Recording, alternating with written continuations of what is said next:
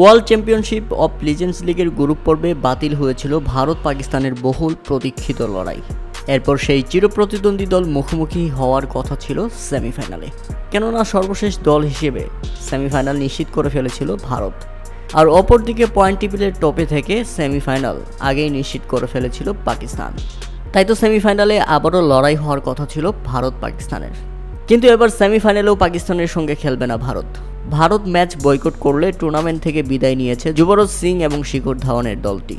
বিপরীতে সেমিফাইনাল না খেলেই সরাসরি ফাইনালে পৌঁছে গেছে মোহাম্মদ হাফিজ ও শহীদ আফ্রিদির পাকিস্তান। গ্রুপ পর্বে ভারত ম্যাচ বয়কট করলে দুই দলের মধ্যে পয়েন্ট ভাগাভাগি করে দেওয়া হয়েছিল।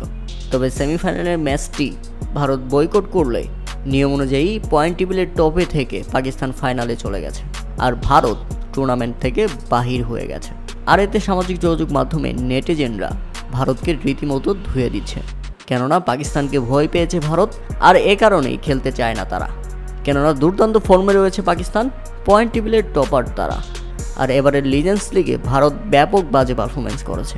প্রিয় দর্শক, আপনি কি মনে করছেন, দুই দেশের রাজনৈতিক অস্থিরতার কারণেই ভারত কি ম্যাচ বয়কট করেছে, নাকি সামাজিক যোগাযোগ মাধ্যমে যে ট্রলের শিকার হচ্ছে ভারত, যে পাকিস্তানকে ভয় পেয়েই তারা খেলছে না?